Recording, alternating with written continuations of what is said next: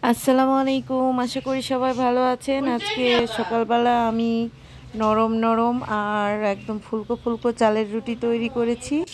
আর এর সাথে আমি রান্না করেছিলাম গরু মাংস ভুনা।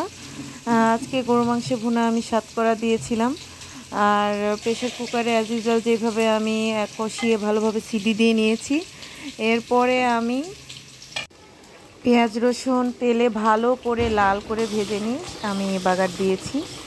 অনেক টেস্টি হয়েছিল গরু মাংসটা, আর সাথে রুটিটা অনেক সফট ছিল।